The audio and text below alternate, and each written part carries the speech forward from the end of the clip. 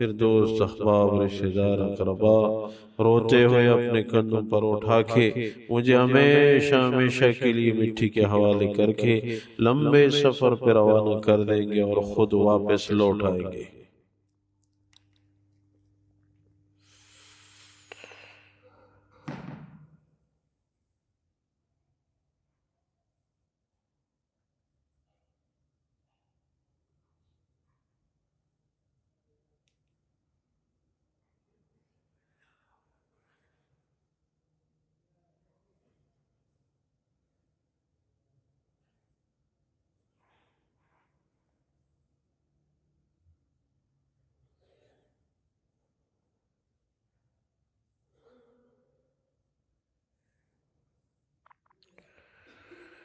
اللہ تبارک و تعالی موت کی تیاری کی توفیق ہم سب کو نصیب فرمائے۔